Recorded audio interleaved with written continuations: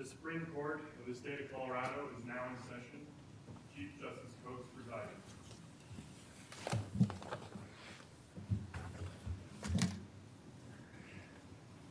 Thank you. Please be seated.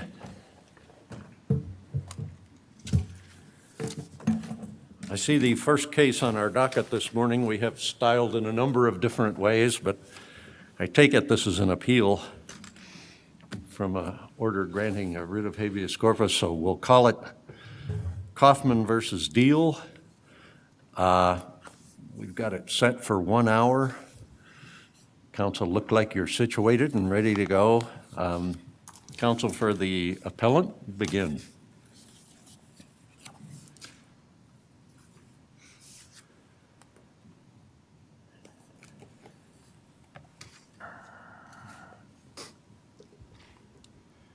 Good morning, everyone. John Van Landshut, registration number 45001, on behalf of appellants.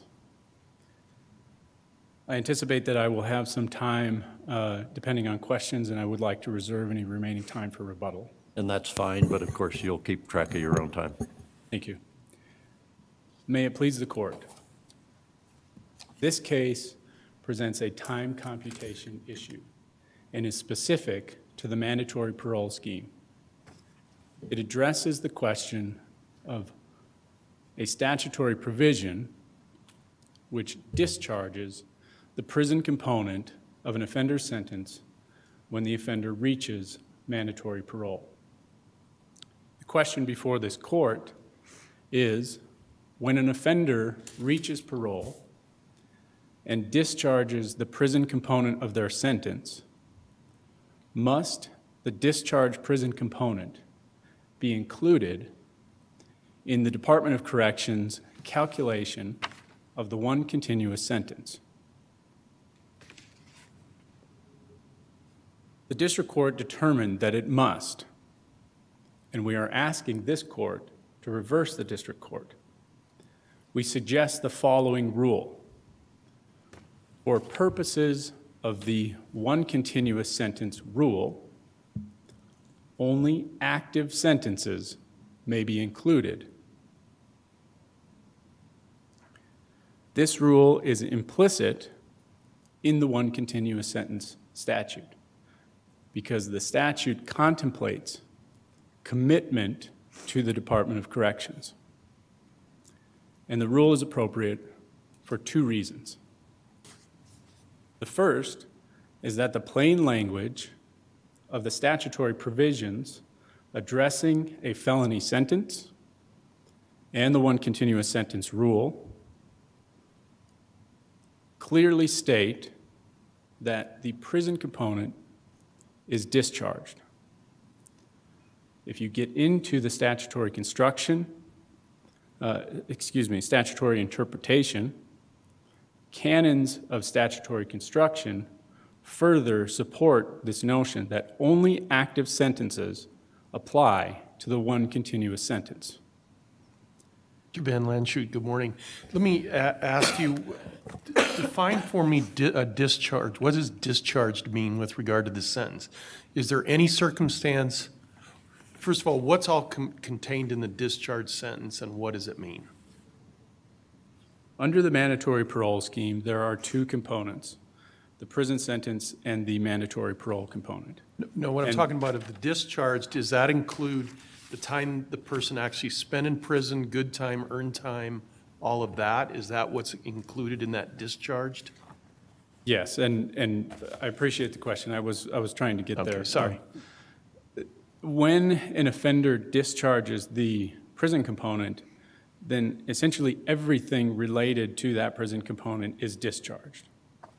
And I intended to get to this later, but the statements by Senator Wells, the sponsoring legislator, indicate that the intent of the legislature was to just discharge the prison component and make it clear that you don't get any earned time based on time that you served on that prison component.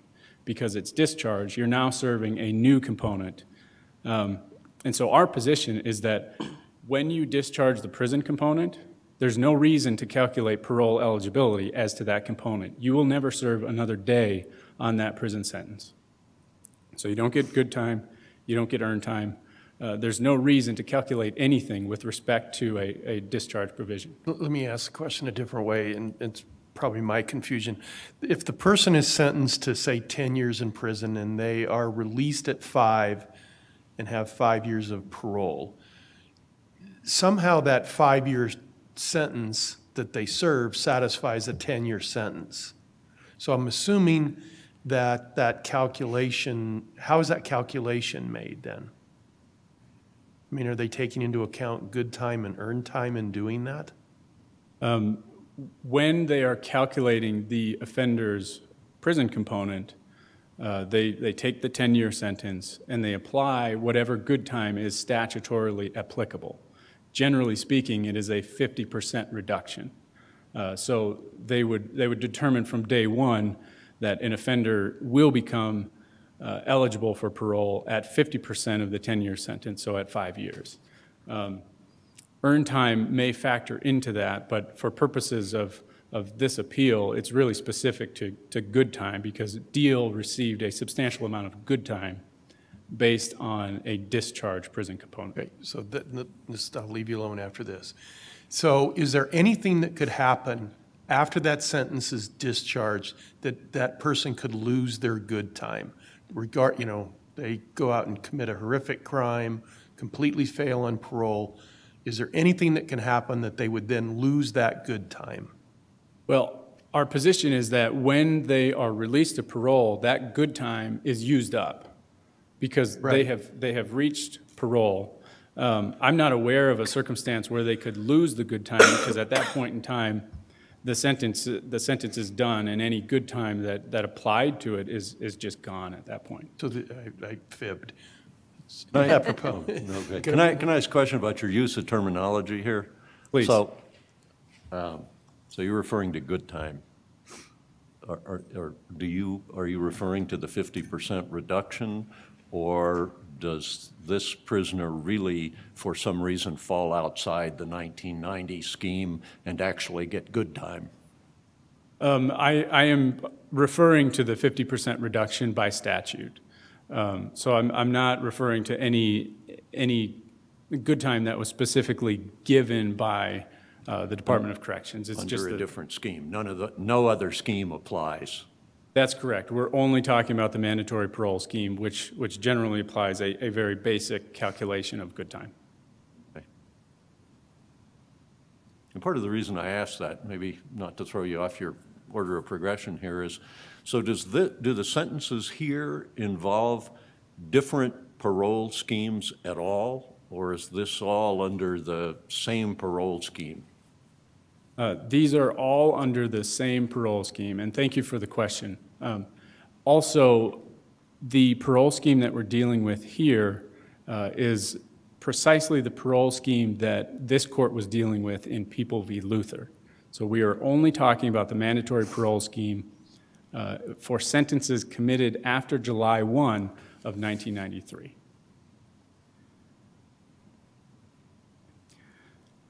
The department is following this court's instruction in Nowak v. Southers and the executive director of the Department of Corrections v. Fetzer. Neither of those cases reached the issue of what happens to a discharged prison component. Both of those cases contemplated sentences that spanned both the mandatory parole scheme that we're dealing with here and the prior parole scheme, which I believe has been referred to as a partial determinate sentencing system.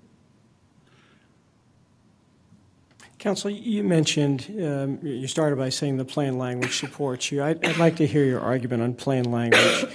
Under the one continuous sentence statute, there's no reference to the discharged portion of any sentence. It just says sentences, construe all sentences as one continuous sentence. Mr. Diehl obviously was sentenced to imprisonment and he was sentenced to parole. He was serving his sentence when he committed the latter crimes. So help me understand where you get this carve out for the discharge portion. Yes, and I would not call it a carve-out. I think what we're doing is we are interpreting what sentences means for the one continuous sentence rule, and we are looking to the sentencing statute to determine which component of a sentence Mr. Diehl was serving. Yeah, I understand, but, and I use the word carve-out or exception. I'm not seeing in the one continuous sentence statute language that would support your argument, and I want to hear your argument, that a discharge portion doesn't count. And my argument is really with respect to all of the statutes at issue, not just the plain language of the one continuous sentencing statute, but specifically the plain language of 18.1.3, 401, 1A, 5D, because that statute plainly states that when an offender starts serving the parole sentence, the prison component is discharged, and it's discharged as though pursuant to law. So when you are construing what portions are active for an offender's one continuous sentence, I think we really need to focus on the plain language of the sentencing statute, and our position is that that language is plain. The prison component is no longer operable in any sense, which is precisely the language and the decision in People v. Luther. But doesn't that suggest that when Mr. Diehl was sentenced for ease, we'll call it the first set of crimes, that he received, there were two different sentences. He received one sentence that had a prison imprisonment portion and a parole portion. I would understand your argument if here's a sentence for one crime, here's a sentence for a different crime, he's completed that sentence. That makes some sense, but you're dividing the sentence for one particular crime. That's where I'm having trouble seeing the statutory basis. But, push back. And my position is that it is not the department that is dividing this sentence. It is the legislature that passed this mandatory parole scheme that divided the sentence into two components. And that's the point I was trying to make. It's two components of one sentence, not two separate sentences, or maybe you see it as two separate sentences. I do not see it as two separate sentences. I see it as one sentence which is composed of two component parts. And applying the plain meaning of discharge, we need to recognize that even though an offender serving the mandatory parole component may still be serving part of his original sentence, he is not serving the prison component of the sentence. So given that, why then do you construe the one continuous sentence rule to apply only to undischarged portions of prison component? Because the one continuous sentence rule is specific to a calculation of the sentence an offender is serving. And I think it's important to consider if Mr. Diehl had only been serving the mandatory parole component, and we forget about any new sentence at that point, if he is reincarcerated, he does not have a parole eligibility calculation. He is only serving the mandatory parole component. The parole eligibility calculation attaches to the prison component. So when you are sentenced to prison, the Department of Corrections does not take your parole component into account when determining when you get out on parole. It's only the prison component at that point. So from the beginning, we treat these two components differently. And for purposes of establishing a one continuous sentence, our position is that using a discharged prison component to determine where an offender becomes eligible for parole creates an absurd result, because they are not serving the prison component, and yet they receive the benefit of 50% of good time. In Diehl's case, he received essentially 3 years of good time on a sentence that had already been served and already had been discharged. Could I ask for just one clarification because of the differences to make clear? So under the current scheme, once you're eligible for parole, and then you are put on parole, that sentence is, the prison component is discharged, you're saying. It can never have any effect. If you get revoked on parole, does the amount of prison time you had left have any effect on what can happen to you when you're revoked, or is that all totally separate now based on the parole scheme?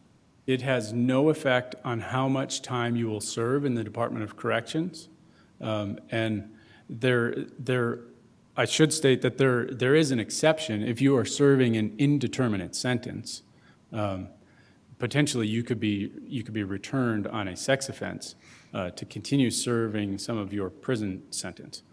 But for general sentences like Mr. Diehl's, once you discharge the prison component, it has absolutely no effect on how much time you will spend in the Department of Corrections after you reach parole. And so for the way you guys are calculating now a continuous sentence, I take it that does not apply then to sex offenders with an indeterminate sentence? That's correct. We are not discharging any portion of the prison sentence for an offender subject to the Lifetime Supervision Act. And maybe just to follow up, so I think you explained this in the briefs, but maybe you can tell me, so how are you calculating the continuous sentence now? And what's the rationale for that with regard to the beginning date? So we are looking to this court's instruction in People v. Luther. And if I may take the long way to answer your question, People v. Luther dealt with the same... On how long? I will try to be brief. People v. Luther dealt with the exact same statutory scheme. There are some real parallels between Diehl's situation and Luther's situation. Both offenders had been released to parole. Both had their parole revoked, and they were reincarcerated on the parole sentence. And both had a new term of prison. And under that factual scenario, the court in People v. Luther stated the offender's one continuous sentence started with the parole reincarceration and included the new term of imprisonment. And the court stated that because it concluded when Luther discharged the prison component of his manslaughter charge, manslaughter sentence, that portion of the sentence was no longer operable in any sense. So our position is that if it's no longer operable in any sense, then we do not revive it for purposes of time computation. It's gone, it has been discharged, and that is where we look to get our one continuous sentence. So in Diehl's case, we started with the date that he was released to parole, because that's when he started serving that component. Even though he is not actually reincarcerated, we are giving him the benefit of the very beginning of that parole component because it has been revoked and he is reincarcerated on that parole component. So can I take you back to section 185D? You mentioned that talks about somebody being released on parole and that then discharging the prison component of the sentence. But the statute doesn't refer to the imprisonment component. It refers to the sentence to imprisonment being discharged. So do you see that as the same thing? I do, because a prison sentence, as the court stated in People v. Luther, a prison sentence is different from a parole sentence, and a parole sentence is different from a reincarcerated parole sentence. The one continuous sentence rule refers to sentences where the offender has been committed, and if he is not serving any portion of a discharged sentence, then he is not actually committed under that component of the sentence. So if I may ask, why do you calculate from the time in which the parolee was released to parole rather than the time at which he begins serving another incarceration? It's based on an interpretation of People v. Luther. And It's not entirely clear as to when we should start. I mean, we are seeking guidance from the court. We are trying to interpret this court's opinions, but because the parole component begins the day that he starts serving that sentence, for simplicity's sake and based on People v. Luther, we take the beginning of that portion, that component. Once he is reincarcerated on it, we take that component and just start at the beginning of that date. Does that suggest in some way that parole and incarceration are fungible or are the same kind of sentence? I don't think it does. I think it acknowledges that that component remains, and although it changes once an offender is reincarcerated, that component began the day that they started serving parole. So I guess and forgive me, counsel, if I may just be not understanding this. So take the situation where the defendant gets 10 years, and with good time credit is released to mandatory parole at 5 years. On the 1-year anniversary, commits a bunch of new crimes, gets revoked, and then is sent back to serve the remainder of the remaining 4 years. It would be, or maybe it's 5. It sounds to me like you're treating that as an entirely new sentence. Am I misunderstanding that? We are treating it as a separate component of the sentence.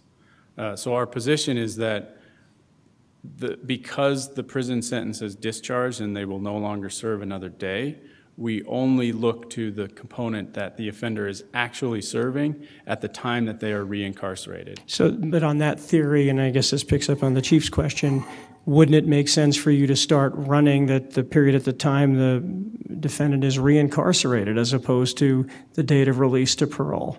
It seems inconsistent to me. And if I'm missing it, I apologize. No, I appreciate your perspective. Essentially, that was a policy choice to use the beginning of the new component, because we acknowledge that component has been in existence from the day that the offender is released to parole. I do understand that there is an alternate option there. But I don't think that choosing the beginning of the parole component does anything with respect to the effect of discharging the prison component. You would begin counting from the effective date of the only component of the sentence that's active? Is that what you're saying? That's how we started.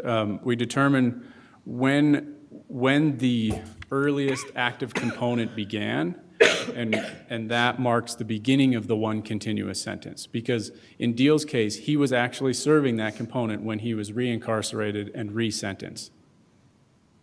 Can you point to me the language in Luther? You said you're trying to interpret Luther in using this kind of calculation. What's the language in Luther that you're relying on? The language in Luther that we rely on is where it delineates the one continuous sentence in Luther's case. And so the court didn't simply say the prison component is discharged and it's no longer operable. It went on to analyze what Mr. Luther's sentence would be under the one continuous sentence rule. And it specifically stated that it would be the reincarceration, the mandatory parole reincarceration component, and the new sentence. There's no specific language indicating that you would start on the date that component began, but our interpretation is because that component began the day he was released, we give him the benefit of the time that he began that component. Thank you. Can I ask one more thing just to make sure I understand even about how the system works apart from continuous? So a person is released on parole under the current scheme for a specific statutorily mandated time period, right? He gets revoked. I don't remember, and maybe I've just got this mixed up now. So is there any question about how long he can be made to continue to serve in reincarceration, or is it automatically the amount that's left on his parole? How does that work? The parole board has some discretion as to how long an offender is returned.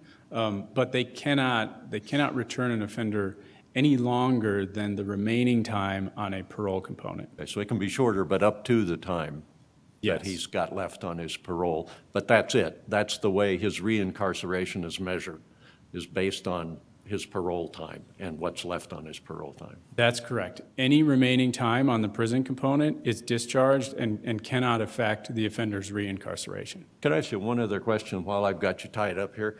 You responded in terms of policy a minute ago to one of the questions.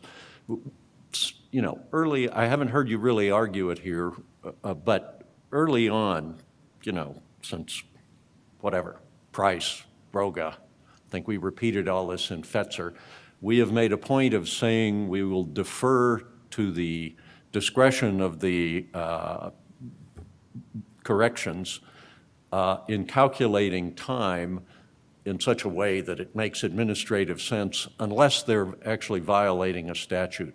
Are you all making the argument here that you are statutorily bound to calculate the way you're doing, or simply that it's not determined by statutes and you're making a reasonable policy determination on how to do it? I think it's both. Under 18.1.3, 401, 1A5D, the department feels compelled to not include the discharge prison component. So our position is that by statute, we are required to not include that. With respect to whether we choose the beginning date of an offender's release to parole or the reincarceration date, we are not aware of any specific statutory guidelines, and so for that limited purpose, we are making a policy decision, and we believe that should be accorded deference. Okay.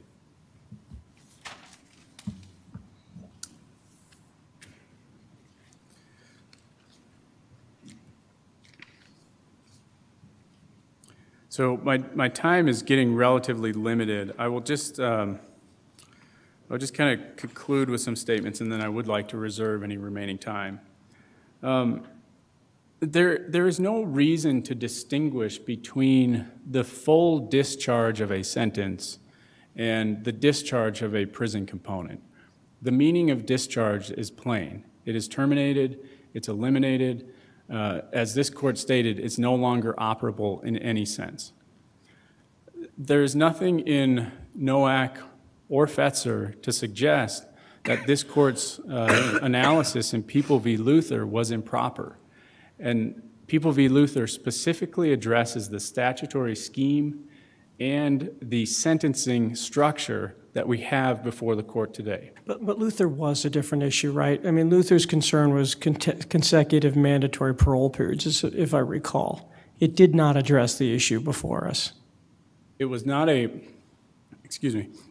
specific time computation issue. However, the court analyzed Luther's sentencing structure under the one continuous sentence rule, which is precisely before the court in this case. Thank you.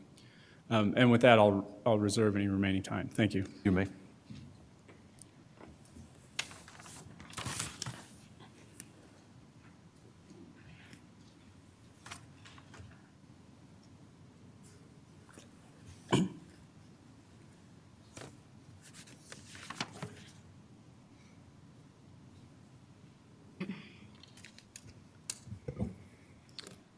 May it please the court. My name is April Elliott, registration number 37856, and together with Jonathan Rapucci, we represent the appellee Scott Diehl. Our request before the court this morning is twofold. First, we are asking the court to affirm the district court's order, which ordered the Department of Corrections to recalculate Mr. Diehl's parole eligibility date, or PED, by applying the one continuous sentence rule and using the proper sentencing effective date of September 6, 2005, the date of his earliest sentenced conviction. The district court correctly determined that DOC's interpretation of the word sentence was not well-founded or well-reasoned, and therefore was not entitled to deference. This finding was made based on the plain language of the statutes, as well as this court's recent rulings. That Ms. order Elliott, I'm should sorry to stand. interrupt you, but I was trying to take, you said you had a twofold request, and I heard the first one. What, affirm the Second is district court? coming. I apologize. The second, Your Honor, is that we are asking the court to go one step further and use this case as an opportunity to issue a bright line rule stating that where, like here, an inmate's sentences are all subject to the same statutory scheme of mandatory parole, the one continuous sentence rule applies and shall commence on the sentencing effective date of the initial conviction. Mr. Van Lanschut stood before this court a moment ago and stated, "We are suggesting the following rule," and then laid out a rule. But in essence, Your Honor, they are not suggesting a rule. They are asking you to rewrite a statutory rule, which this court, I think, has picked up on. The plain language of the statutes. That is where this court has to begin its inquiry. I know this court is very, very familiar with the statutory rules of construction, so I won't belabor them here. But again, you start with the plain language of the statute, and I think that it's important that we focus on the proper statute that guides this court's determination in this case. That statute exists in Title 17, not in Title 18. We are here talking about the proper calculation of a parole eligibility date, and that is governed by Title 17, Article 22.5. That article is opened by 17-22.5-101, which defines the applicability of the one continuous sentence rule. That is what this court is being asked to determine here. And the rule, the language, rather, of that rule, Your Honors, could not be more clear. Specifically, it states very simply, quote, "When any inmate has been committed under several convictions with separate sentences, the department shall construe all sentences as one continuous sentence."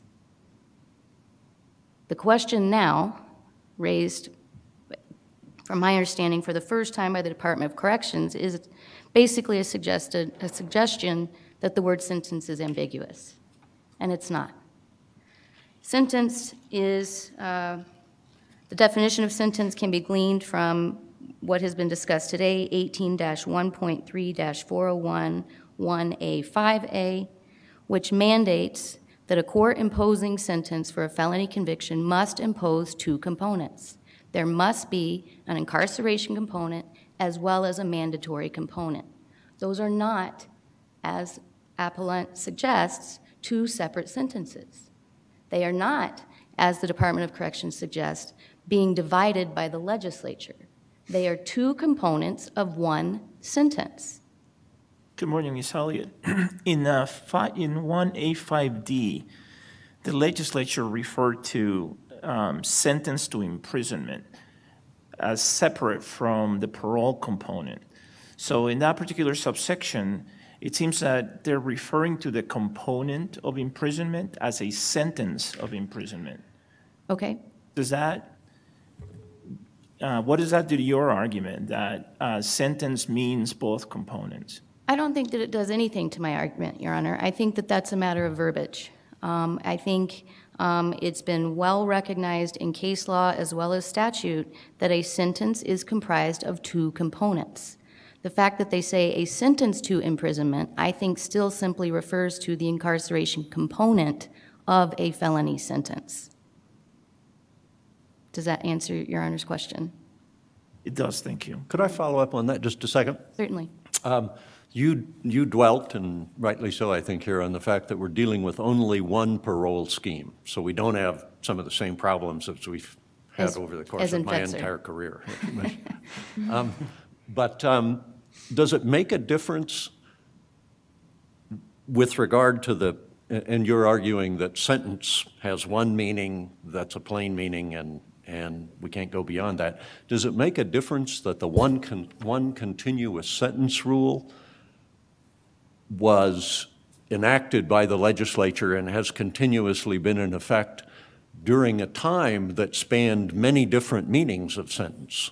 I think in one of our cases we pointed out that, you know, the one continuous sentence rule applied to Alfred E. Packer and was being argued over in his habeas corpus, 100 and some years ago. Does that make any difference with regard to what the legislature had in mind by a sentence? That's a difficult question. It certainly and admittedly complicates things. But the fact that the legislature has never found reason to alter or amend the language of the one continuous sentence, I think gives it continued strength. And it should, I think, suggest to the court the importance of the department giving an inmate credit for all of his sentences when determining when eligible for parole. Can I ask you about Roman 6, I guess, in 401, Sure. which I think both helps you and hurts you. It hurts you on the sentence is unambiguous because it seems to use sentence in both the way that the department wants it to be used and in the way you want it to be used. But it does seem to say that the person's sentence is not fully discharged until after they're released from parole. Is that sort of what you're basing some of your argument on as well? Absolutely, Your Honor. So then why do you think in that statute they do refer to the person sentenced to incarceration?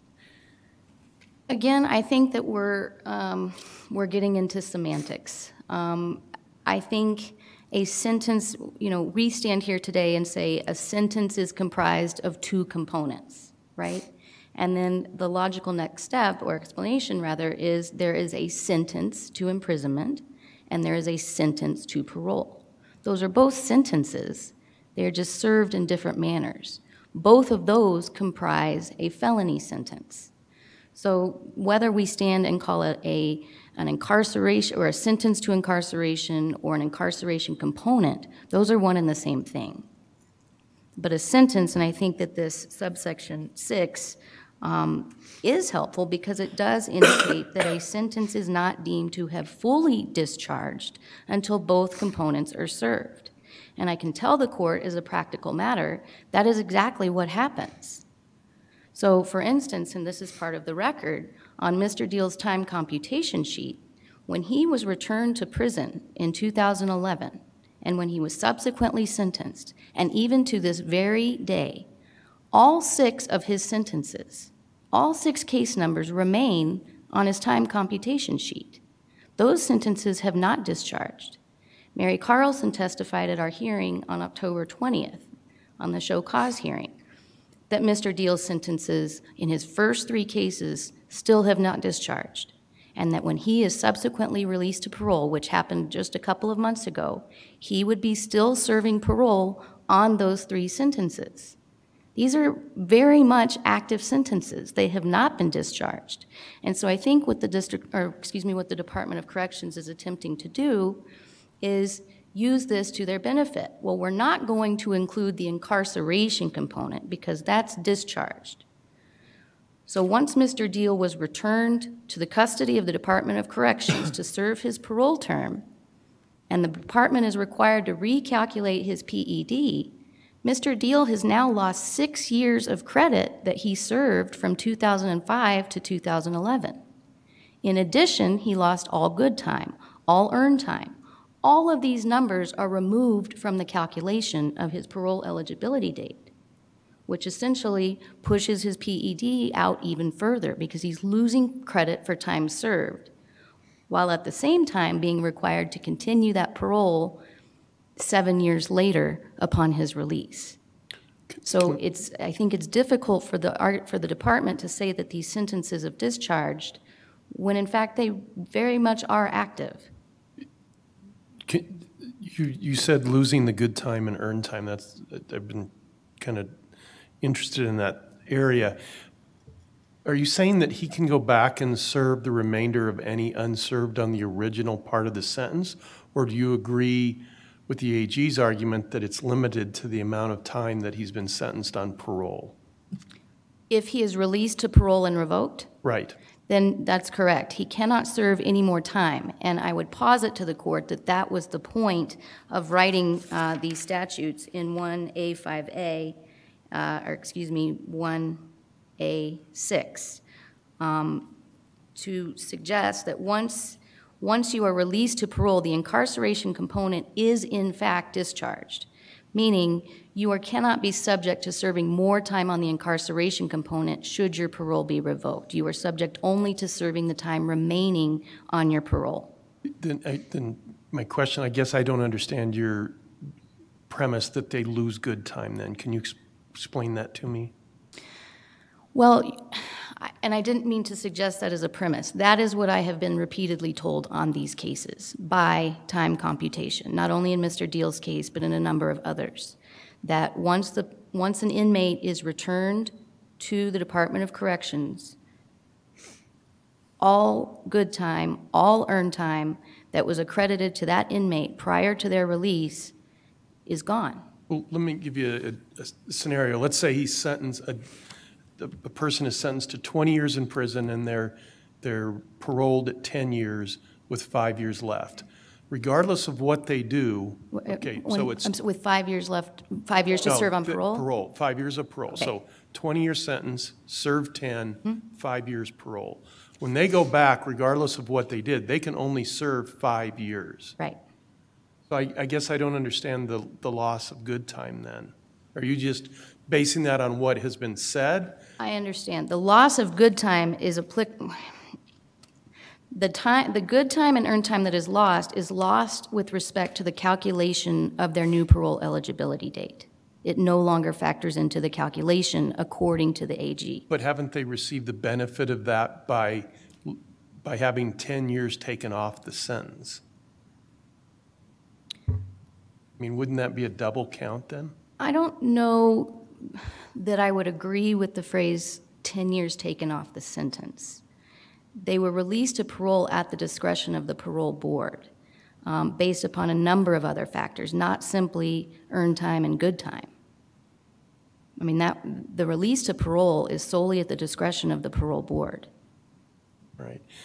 Can I ask another question? My concern with the way you're interpreting is it can lead to absurd results in terms of if someone serves a lengthy sentence, say again a 20-year sentence, and they're paroled at 10 years, and then they pick up a new offense and they get, say, a 6-year sentence, they go back to prison and that time calculates to when they started, they would actually have completed that sentence before they were even paroled, right? I mean, they sort of have immunity on a shorter sentence. No, and again, I would respectfully disagree, and here's why. Number one, if the subsequent sentence, I think it's first important to note whether or not that sentence is run consecutive to or concurrent with the prior sentence. According to your argument, you're presuming that the subsequent sentence is run concurrent, right? So it would have already been served. We are not here suggesting that a subsequent concurrent sentence commences on the same date as the prior sentence. Go ahead, I'm sorry. No. Could I just ask one clarification on your question? So not with regard to the way Justice Boatwright phrased that, he talked about whether the second shorter sentence would be completely run. Change that, and let me ask the question, but nevertheless, from the way you want to calculate it, the defendant would be eligible for parole immediately. I think that is the more proper way to say it. Again, this is solely within the discretion of the parole board. So it is not safe to say or make this broad sweeping notion that if someone receives a shorter concurrent sentence and is returned to the Department of Corrections, that they're automatically released and deemed to have served that sentence. We are not suggesting that that sentence commences on the same date.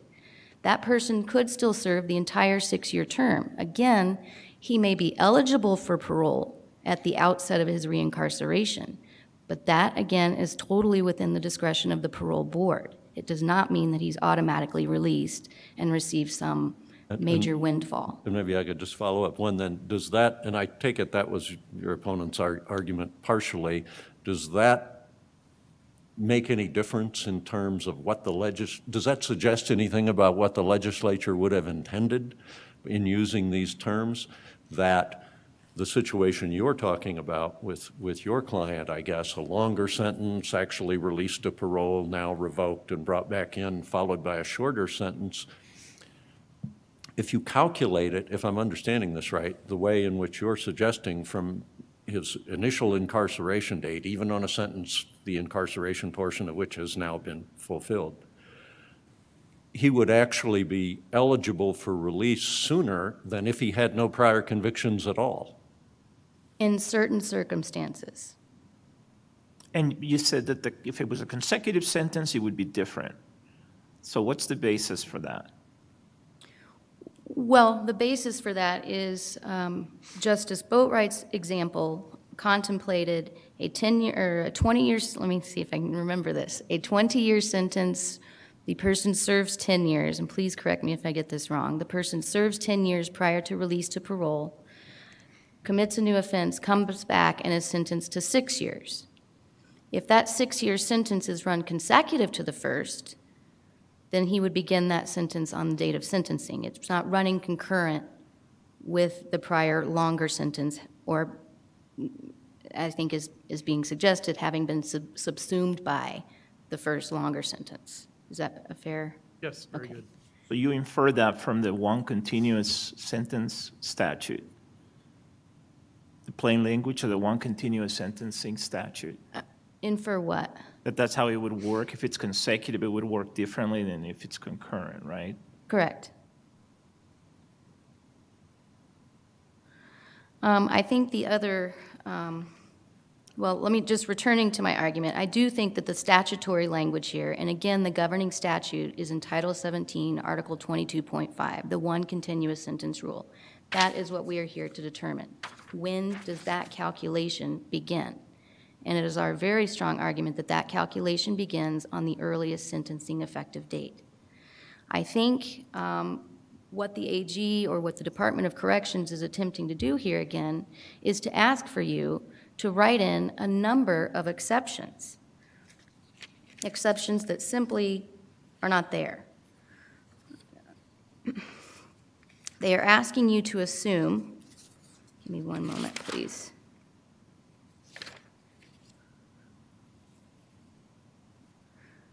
They are asking you to write in an exception that says the word sentence as used in the one continuous sentence rule sometimes just refers to the mandatory parole component and completely excludes the incarceration component. That's sometimes. That part right there is not written into that statute. Further, it says... Can I interrupt right there, though? Because as I understood your opponent, the reason to apply it only to the prison sentence is that for purposes of parole eligibility calculation, that's the only component that really counts. They're not going to take into account the mandatory parole component in terms of calculating the parole eligibility. Then why are they including it in the calculation now? This is the problem. This is the problem. Why are they including what? Why, as this court has asked today, why then are they beginning the calculation on the date that the person is returned to incarceration for the parole component? I would gather, and I think that on rebuttal your opponent may answer this question, but I would gather it's because that person has now been reincarcerated and is now serving what's left on the mandatory parole period. And he's been reincarcerated on the same sentence. And right. That's where I think the problem is. This is still an active sentence. The sentence has not been fully discharged. So the question, though, is whether, for purposes of parole eligibility calculation, we're taking into account various components of the incarceration, right? And I understand your opponent's argument to be the reason we don't count the prior discharge portion of incarceration is at that point they've already received all of the benefits of parole eligibility calculations. There's almost a double dipping of sorts, I think is what Justice Boatwright was alluding to. Taking Justice Boatwright's example, the 20-year sentence serves 10, is released on parole. By virtue of having shaved essentially 10 years off that 20-year sentence, you've got credit, if you will, for that period of incarceration. To count that again, you'd be double dipping. Help me understand why that's not the case. Well, because again, I think that, the purpose of this, of rewriting the mandatory parole scheme in 1993, part of that purpose was to reduce costs of incarceration and ensure that in a lot of cases, people are actually supervised by the Department of Corrections longer by virtue of having to serve this mandatory period of parole, being supervised, and being helped to reintegrate into the community. So the purpose of this mandatory parole scheme in the first place was to reduce incarceration costs and to ensure that a person is oftentimes supervised even longer, right? The inmate no longer had the opportunity to waive or refuse to serve this parole component. So I think that this is in keeping with that legislative intent. So the fact that a person is sentenced to 20 years, becomes eligible at some point, and is released after 10 is precisely what the legislature wanted. If the parole board met with this person and did not deem that they were, ready to be released back into society, parole could be denied and they could serve the full 20-year sentence. So I don't think it's this massive windfall for this person to do well for these 10 years in prison and be deemed ready to return to society. Should they get out and commit a new offense, come back to serve the remainder of the parole period plus any subsequent sentence, the statutory language is clear. All sentences are to be considered as one continuous sentence. All sentences. And it simply doesn't carve out the exception that the AG is here suggesting to you today. It says all sentences. And if a person is serving a sentence is defined really by the case number, right? If they're back in custody on this case number, they are serving that sentence. Mr. Diehl was serving those 3 sentences when he was sentenced on the subsequent 3 sentences. And therefore, in terms of calculating a new parole eligibility date, should still get credit for the original 10 years served in my scenario. Correct. Because that's the initial sentencing effective date. The exception that is attempting to be made here today, it simply isn't there. And to the extent the Department of Corrections isn't satisfied with the results that may occur in certain circumstances, that's something that needs to be addressed with the General Assembly. I don't believe that that's something that's within the purview of this court to do. Okay, my last question, sorry for It's okay. chewing up too much of your time. How do you get around the language then in Luther that describes the one continuous sentence as commencing upon the reincarceration period for that mandatory parole? Can I add an addendum? Because I was going to ask the same question. And why hasn't the legislature, in response to Luther, changed the definition then? Okay. We, I think, dealt with this pretty heavily in our answer brief. First off, why Luther is suddenly deemed dispositive of this issue today is difficult for me to wrap my head around. I recognize that it was dealing with a separate issue, dealt with these consecutive parole periods. A wholly separate issue. Fair enough. But that language is still there. And in terms of construing or at least conceiving of the structure of the sentencing going on there under the mandatory parole scheme, we did refer to the one continuous sentence as commencing on this reincarceration period. So if this court is going to write an opinion in your favor, we still have to navigate around that language. Okay, and I think it's important to note, first of all, again, we argue that Luther is not really applicable in this case for very similar reasons that this court in People versus Norton found other somewhat similar cases to not be applicable to this issue. It's factually dissimilar. It's dealing with an entirely different area of the law. It's not dealing with computation of parole eligibility at all. So we hold really, or argue that that case is not applicable to the instant case. However, I think it's important for the court to note what Luther does say and what it doesn't say. And what it does not say is that the sentencing effective date is the date that a person is released to parole. It doesn't say the incarceration component is excluded from the one continuous sentence. It doesn't deal with a complete application of the one continuous sentence. What it does say, and I think it's really just an acknowledgement on their part, that and I can flip to it. What it does say is that Luther's parole revocation reincarceration period and his new sentence for attempted escape are one continuous sentence with one period of mandatory parole following. It's not even addressing the incarceration component. All that court was being asked to interpret or determine in this case was whether or not Mr. Luther was being subjected to 2 periods of mandatory parole. They were only dealing with the mandatory parole component. No one was even discussing the incarceration component. No one was discussing whether that had been discharged or remained part of this active sentence.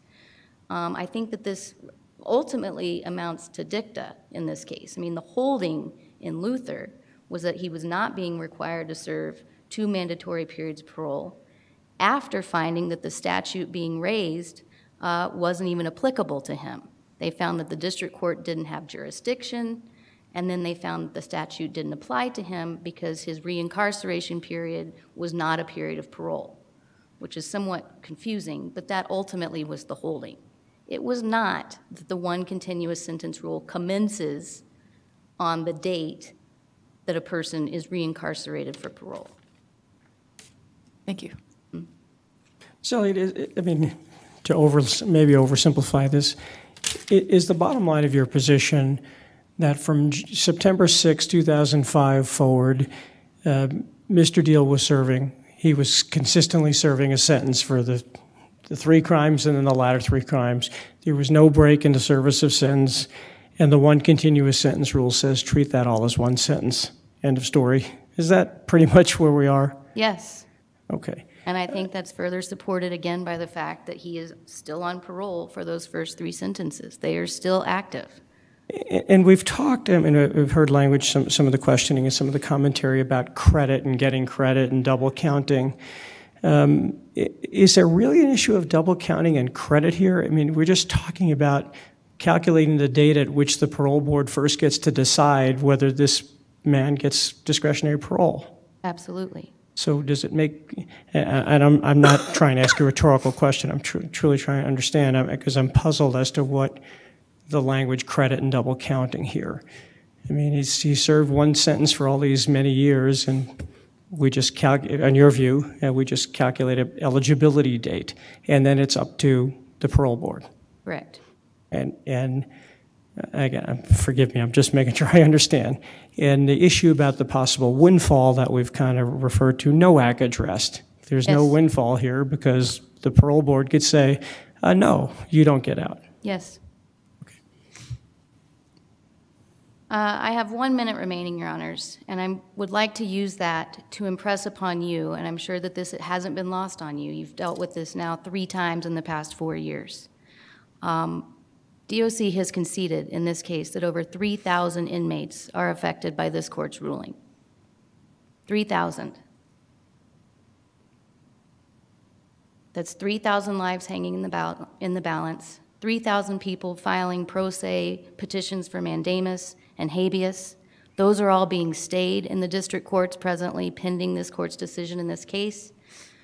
3,000 families who are expending every single resource they have to simply ensure that the Department of Corrections follows the law and does these calculations as required by statute, not by what they deem to be correct policy-wise, not by their interpretation of it, but by the plain language of the statute as written by the General Assembly.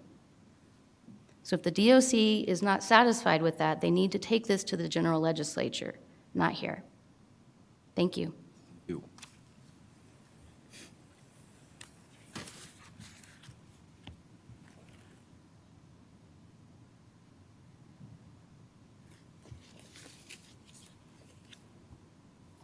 There are just a couple of things that I want to address initially, and then I'll take questions.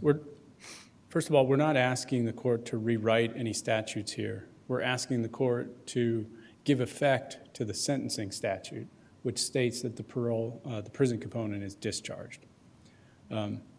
As Your Honor referred to, the one continuous sentence rule has been in existence for some time, and it does adapt to the meaning of sentence.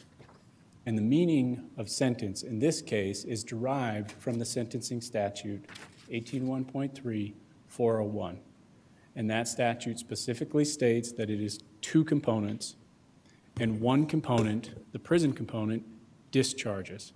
So what we're asking the court to do is simply affirm or indicate a bright line rule that under the one continuous sentence statute, only the active sentences in an offender's sentence scheme apply. That we do not go back and revive discharged prison components in determining their parole eligibility. And I do believe that this is double dipping, because Mr. Diehl received the benefit of the good time calculation on his initial prison component. He was discharged based on that calculation, and now he is asking, and the district court has ordered, that we apply 3 years of good time again to his new parole eligibility calculation. And I just want to state what Senator Wells indicated in the legislative history.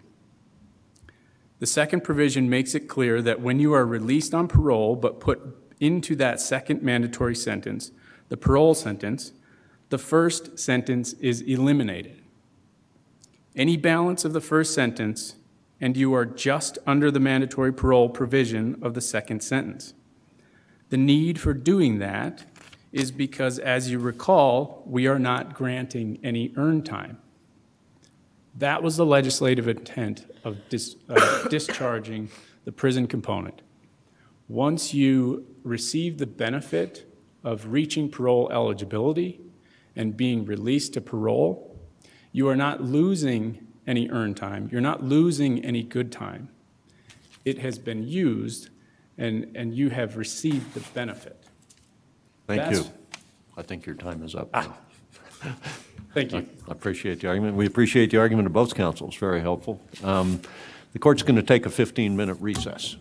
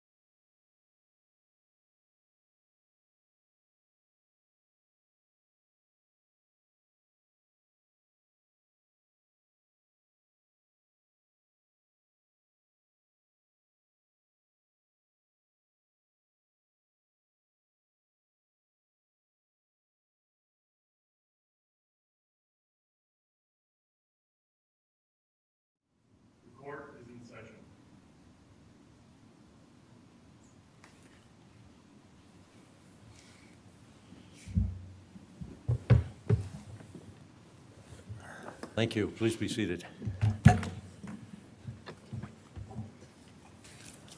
Next case on our docket is People versus McKnight. We've scheduled this for an hour-long argument. Looks like the players are all in place. Counsel for petitioner, begin your argument when you're ready. Good morning. May it please the court and counsel. My name is Paul Kaler. My attorney registration number is 19210, and I'm here for the people. Police officers working on the street, sometimes, as in this case, in the cold and dark, need clear rules they can follow when performing their important functions. We believe that the proper holding for this case, or at least the rule for this court to issue, is that if a well-trained drug detection dog is in a place where it has a right to be, and it is smelling something that is not being detained unlawfully, then the dog's alert provides probable cause to search, even if there is a possibility that the dog is alerting to a legal amount of marijuana that is being used in a legal manner. And I think I propose two questions that we can talk about, or main questions we can talk about in addressing the issues in this case.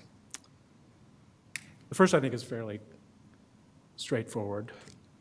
Does the mere smell or smell and recognition of a scent by a dog or a human constitute a search, a smell free-floating in the open air? Does that constitute a search? We believe it does not. Secondly, in light of, and I think this is maybe the key issue, is in light of Amendment 64, is it fair to continue considering marijuana as contraband? And we believe it is fair. And right up front, you start reading Amendment 64, first sentence, you read that and you say, that kills all of my arguments. It says, the purpose of this amendment is to make marijuana legal.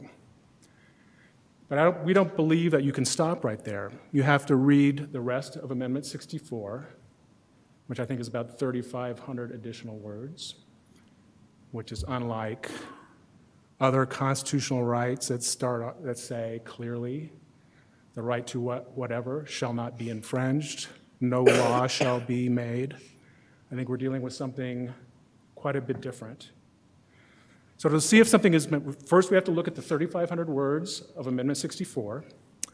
Then we have criminal code and traffic code statutes that also describe the legality and illegality of specific amounts of marijuana and marijuana uses.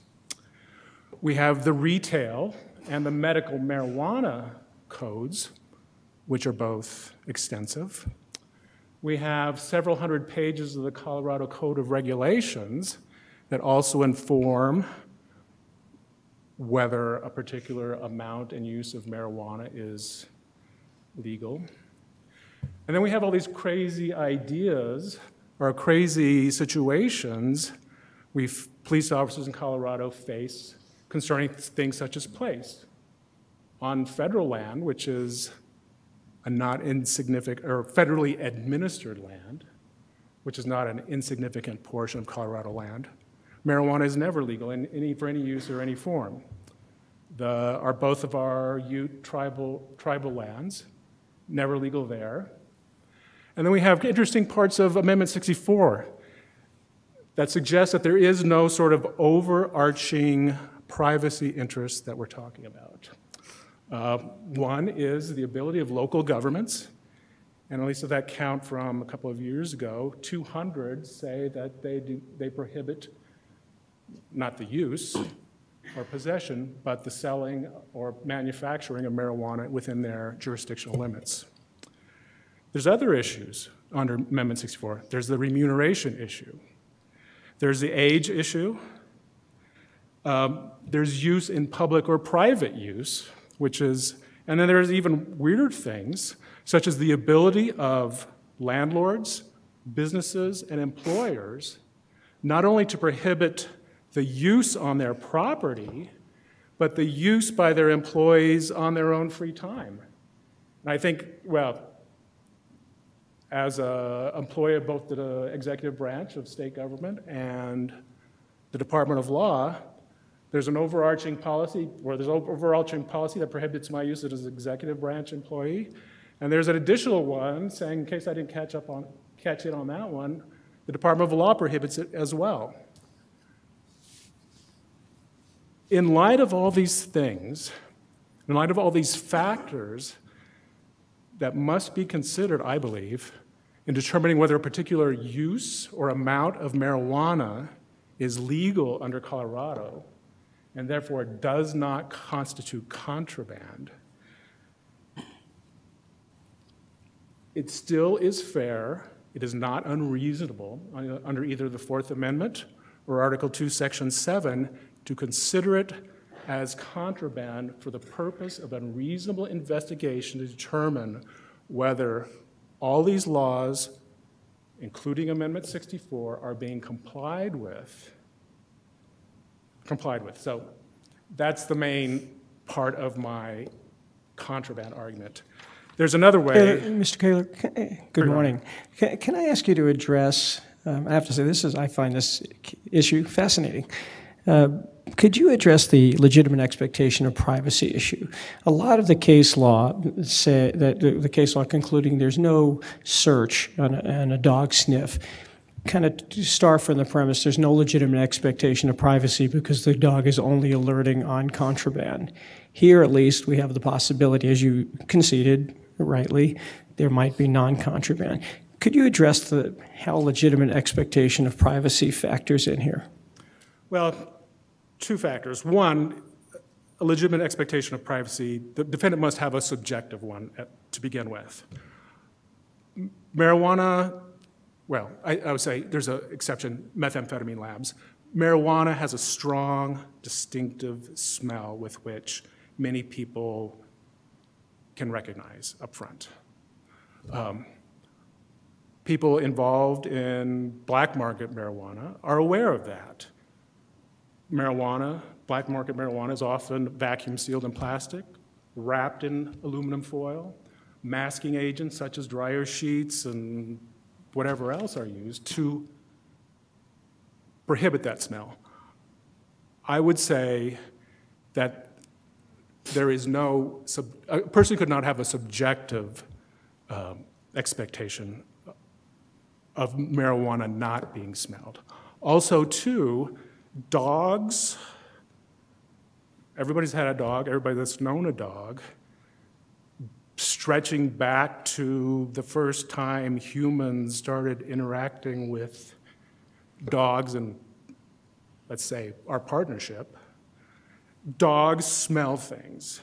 Dogs can be trained to recognize things that are smelled. Early on, things as far as the hunt, providing food.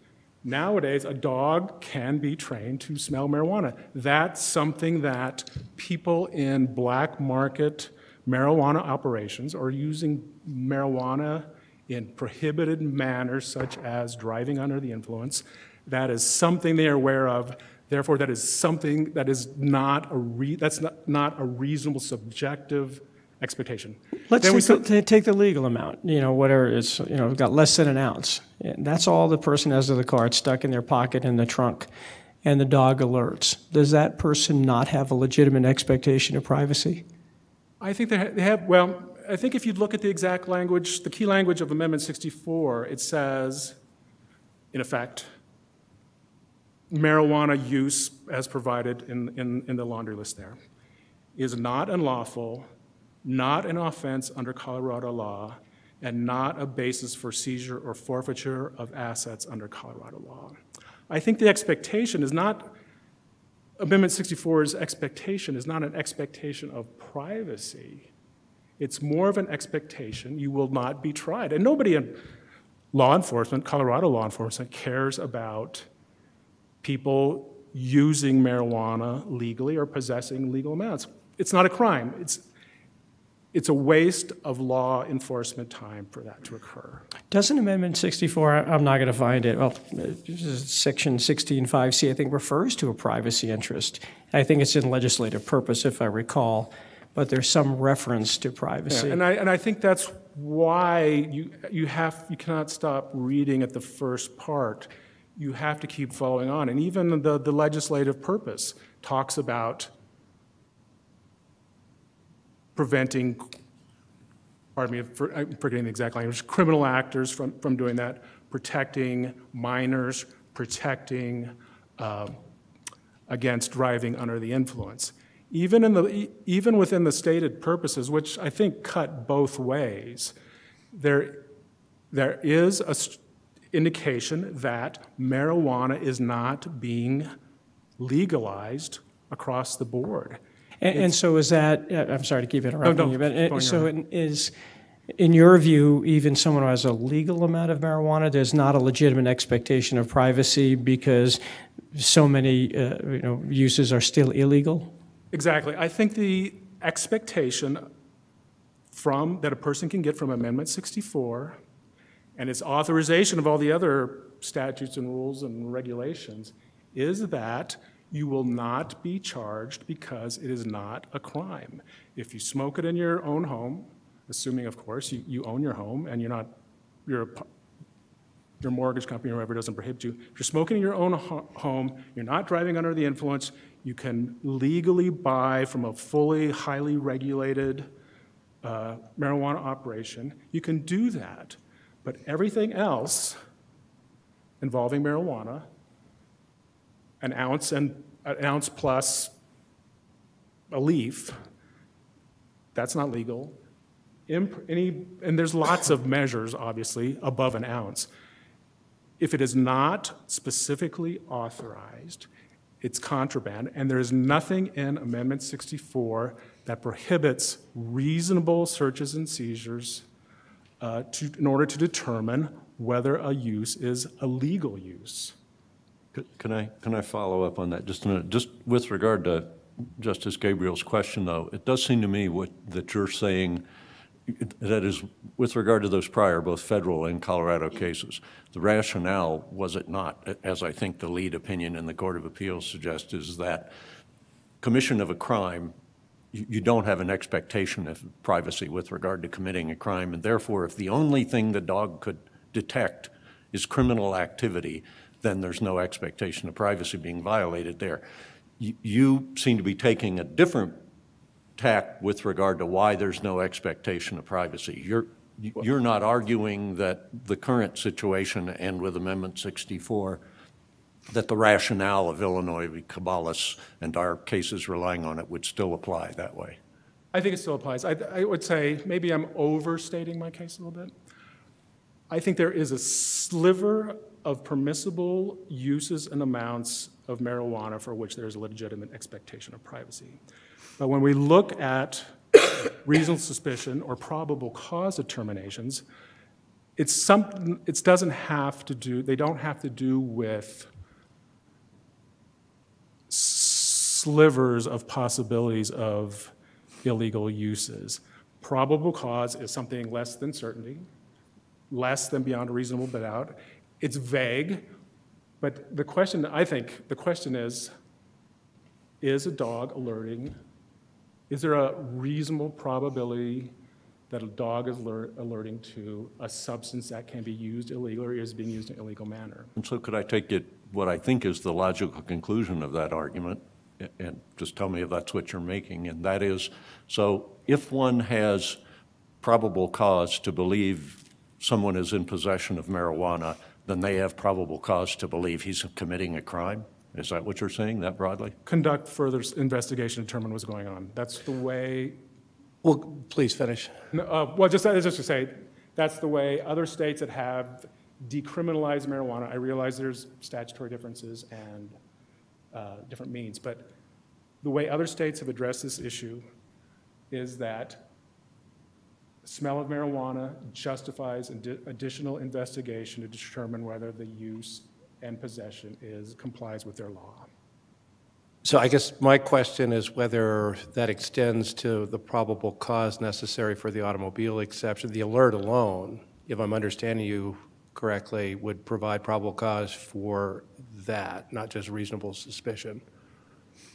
I think it is an alert is sufficient by itself. There's a 10th Circuit case that talks about that. Dogs are just reliable. There's a strong likelihood, and this dog apparently has an 88% reliability, that it's alerting to something that it was trained to alert to. When we're dealing with other means of establishing probable cause, police investigations, reports from informants, I'm not sure that they're a lot more reliable than an alert from a well-trained dog. Where I'm going with it ultimately, and I sort of tipped my hand with my dissents as Zuniga and Cox, I suppose, but I'm intrigued by Judge Jones's concurrence. Why is he wrong in his concurrence? I don't think he's wrong. I think, as I said in our brief, I think there's three ways of looking at an alert from a dog in light of Amendment 64. Up front, my hardcore position is that an alert always justifies probable cause.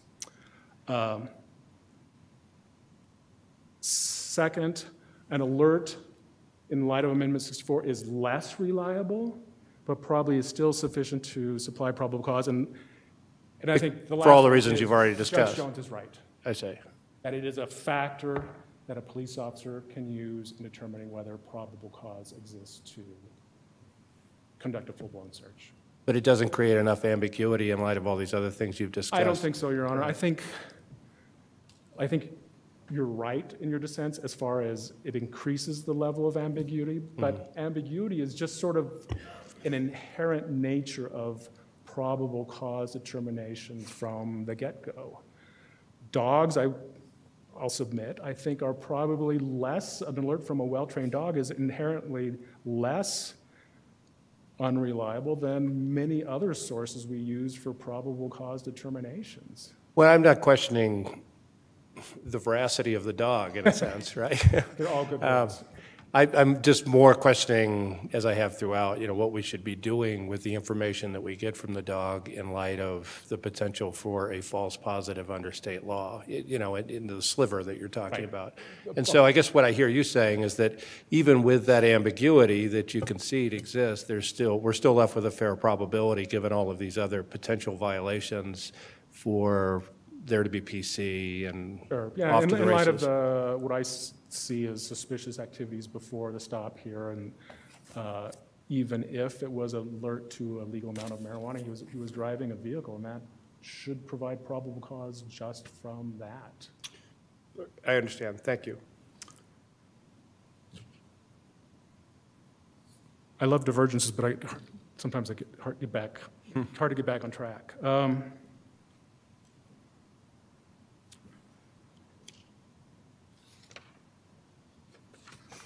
Well, let me skip ahead. I think maybe the easiest way, although I recognize it's probably not entirely palatable way to resolve this case, is just saying marijuana is always illegal under federal law.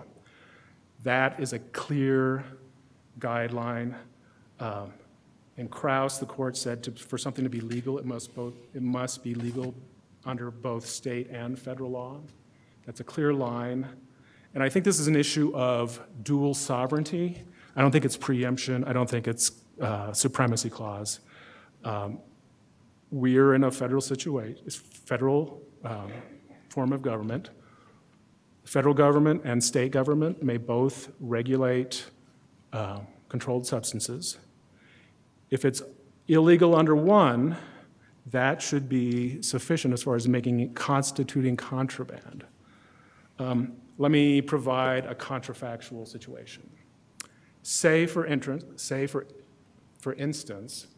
that the federal government, for some reason, decided to do away with all of its drug laws. It left it entirely, and it does. I don't think this, for my contrafactual, I don't think it matters as whether under an Article 5 amendment or statutory means or whatever. Assume that all federal drug laws were done away with. Colorado's drug laws remained as is. I think that where a drug or a substance is illegal under Colorado law, it constitutes contraband. It doesn't matter whether the federal government holds it to be illegal either. I think that is a clear way of resolving this case. If something is illegal under one body of law that applies statewide, then it should be considered contraband for purposes of search and seizure law.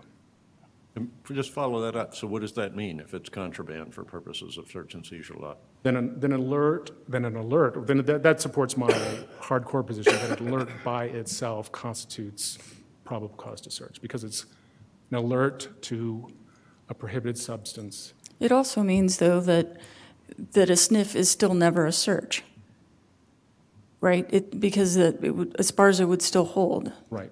Yeah, Esparza, Caballas.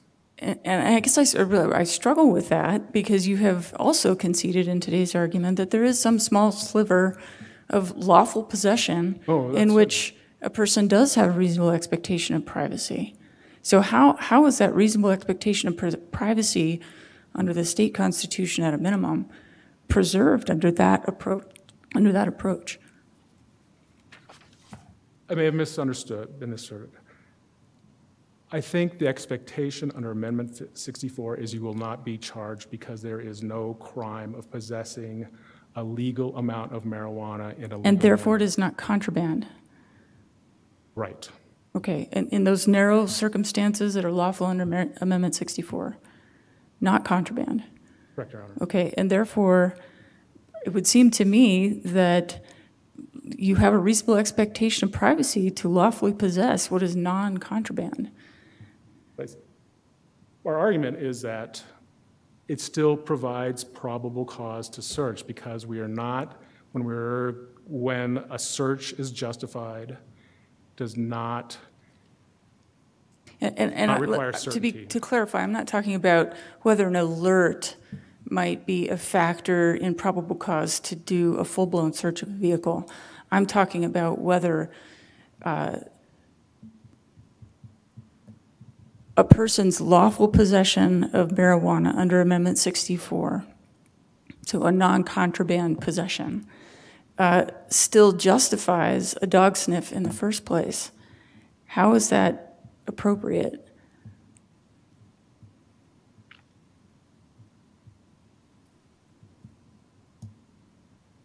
Well, first of all, you can't stop a dog from sniffing. That's what they do. You can, in a trained dog, you can't stop it from sniffing, alerting. How do I explain this? The free-floating particles in the air cannot be stopped. I think the question is, can an alert from a well-trained dog justify a search? There's a possibility, either as far as from the very beginning, as far as justifying whether it's contraband or whether it justifies probable cause to search. But both issues have to do with probabilities as opposed to certainties. And I think the argument I'm trying to present here is that, granted, there is some certainty, there is an increased level of ambiguity to an alert from a well-trained dog, but it's never a sure thing. Like this court's last drug dog case, Bailey, a couple weeks ago, the dog was not trained on marijuana. There's an indication in the opinion that a white powder was found, but it's never identified anything. And the only thing that was found in the car was black market marijuana. That dog was in the situation where, not trained on marijuana at all, he alerted, and yet the only controlled substance found, at least prosecutable amount of controlled substance, was black market marijuana. Right, and the reason that's okay, I think, is because the sniff in that context where the dog is not trained on marijuana, the sniff could give rise to an alert that would only possibly indicate the presence of contraband. And that then creates probable cause for a search. The search itself ends up revealing something else. But we're talking about the legitimacy of the sniff in that case, and that's okay because there was no possibility that the dog sniff could alert to anything other than contraband. My concern is a dog who is trained on marijuana could alert to something that is not contraband. And it seems clear that the person would have a reasonable expectation of privacy and possession of what is non-contraband under Amendment 64. Right. Well, but I don't think I'm answering very well. There is a possibility, there's always a possibility that a well-trained dog will alert to something that is not contraband. I think that is theoretically, and as a matter of practice, possible, or will alert to something that is no longer there. I don't think that should change the court's analysis. It could be to alert to an illegal amount of marijuana, but it is also probable, I don't even know whether that, it is also alerting to something that is contraband under federal law and contraband under many circumstances under state law. And if it's something it is contraband in many circumstances, then that should constitute a non-search which provides probable cause. Could I ask one? We're getting so close here to something. I don't want to use up your last minute, but take right where you left off there. Forget about Colorado for a second. Assume it's completely legal in Colorado, so let's don't get into slivers or anything. Answer the question apropos of this, your responses to Justice Marquez. If it is not legal under federal law, even though it's legal under Colorado law, would you say there is an expectation of privacy in violating federal law by possessing something that is contraband under federal law? I think I understand your question. Let me know if I don't. If it's contraband under federal law, then it should be contraband for all purposes, at least for search and seizure law. If all marijuana was legal under all circumstances under Colorado law, then we would have a massive amount of ambiguity as to whether a sniff or an alert by a dog provides any sort of information that can be relied on. And because your time is short, can I cut you off? You're moving in a slightly different direction from the answer. I want to find out where you're taking here. And that is, all of this, the Court of Appeals opinion, the lead one, seems to deal with the question whether there is an expectation of privacy under Colorado law now. And if there is an expectation of privacy, then I take it they're saying the dog has invaded that expectation of privacy without being permitted to do so.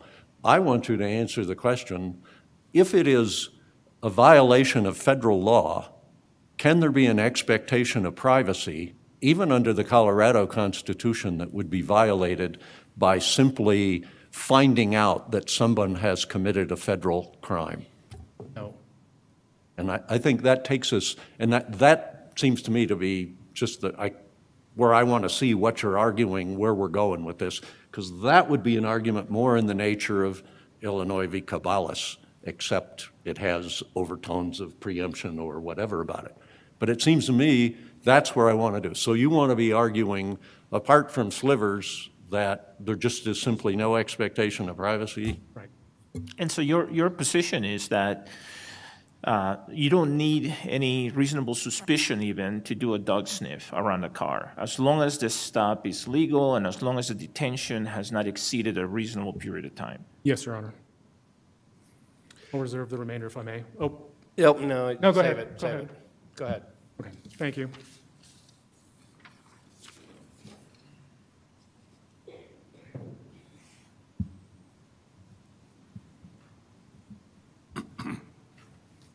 And I know this is kind of unfair to ask you to just start this way, but because of where we've sort of concentrated this issue, do you think you could pick up on that point with regard to expectation of privacy under Colorado versus federal law?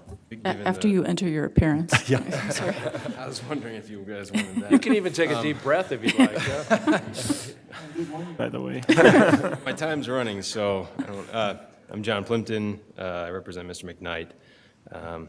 may it please the court, I don't know if that's necessary at this point. We'll see what you say about whether it Yeah, so the question is whether the federal marijuana ban removes any reasonable expectation of privacy that might be created by Article 18, Section 16, that is created by Article 18, Section 16, even as it pertains to Article 2, Section 7, state search and seizure provision. And I would say no, and that's because of the language in Article 18, Section 16. That language says, notwithstanding any other provision of law, possession of an ounce or less of marijuana by persons 21 or older is not unlawful and shall not be an offense under Colorado law or the law of any locality within Colorado or be a basis for seizure or forfeiture of assets under Colorado law. And the notwithstanding any other provision of law is a particularly important part here because it's unrestricted. That includes federal law. In addition to that, I also think, that's the key part and why federal law is made irrelevant to the determination of whether there is a reasonable expectation of privacy here that's protected by Article 18, or Article 2, Section 7, our search and seizure provision. And maybe I could just ask one follow-up there. To the extent that what we're talking about is an expectation of privacy, and that you just said Colorado's constitutional provision makes the federal law irrelevant.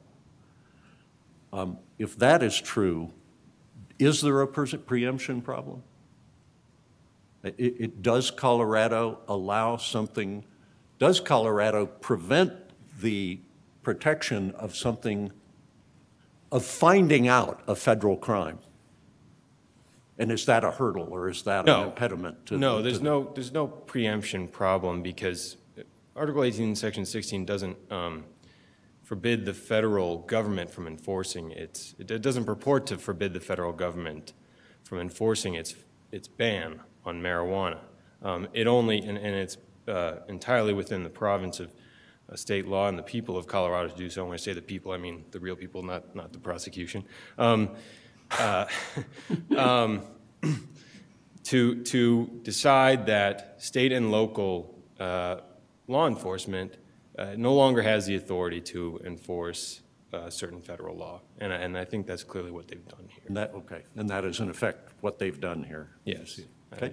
Thank you. I think so. Can I ask a question about federal law? So I know marijuana is a controlled substance under federal law. Is there any federal law under which a person could be prosecuted for having an ounce of marijuana? Any law in which they could be prosecuted for having an ounce of marijuana? Federal law for having an ounce of marijuana? Yes, in federal court, sure, yeah. But yes. Okay. That's the whole issue. There is still this federal marijuana ban, and the question is how that affects the analysis under our state constitution. I don't think it does.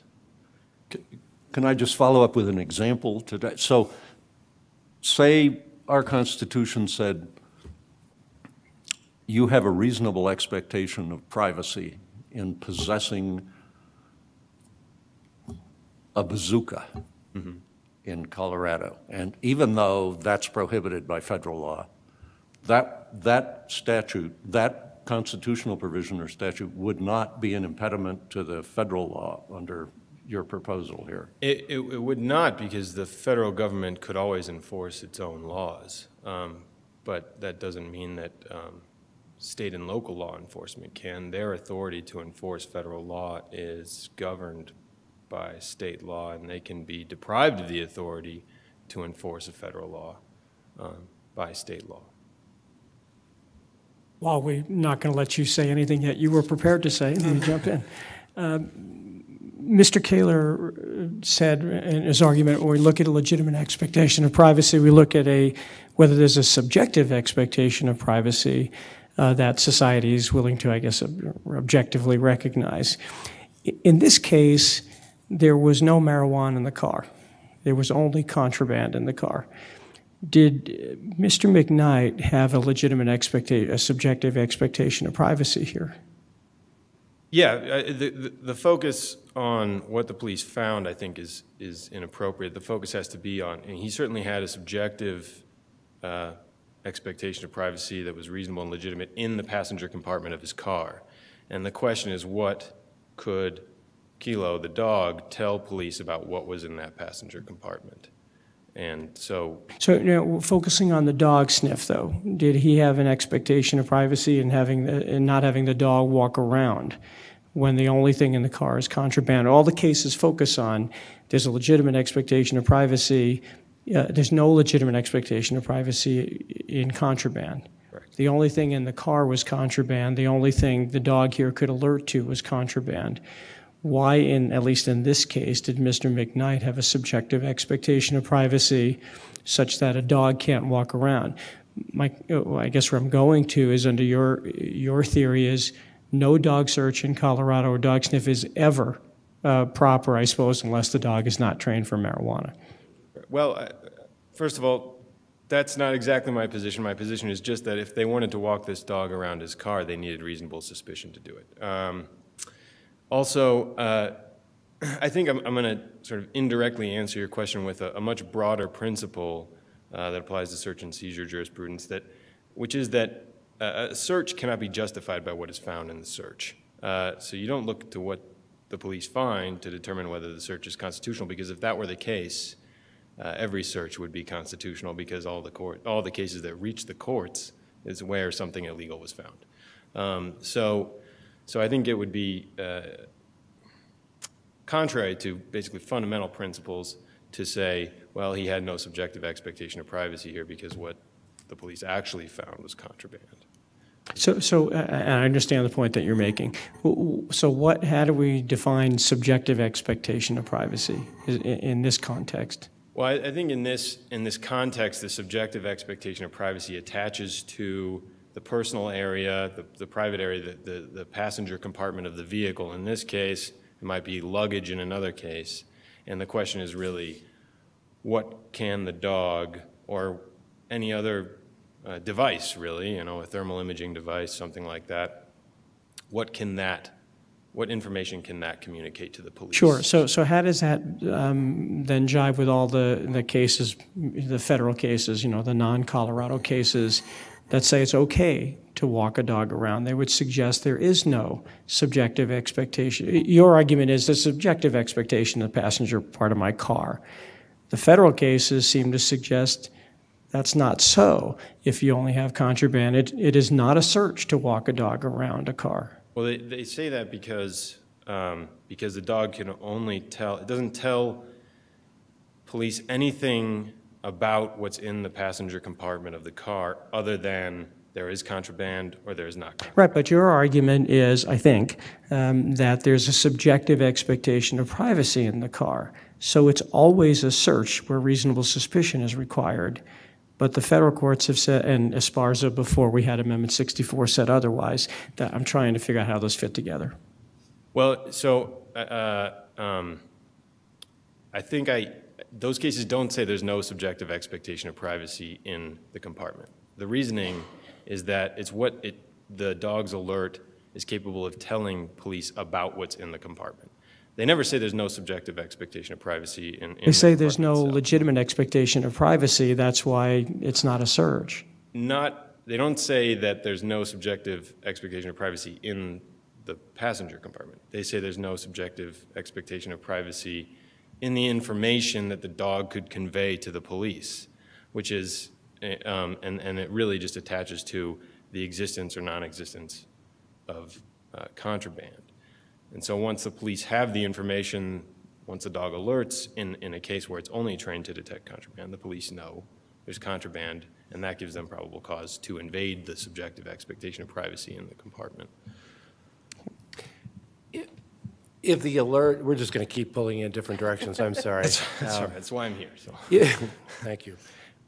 If the alert alone doesn't constitute probable cause under both the Colorado Constitution and the Fourth Amendment, are we nonetheless left with a fair probability of some crime, probable cause for some crime based on other circumstances?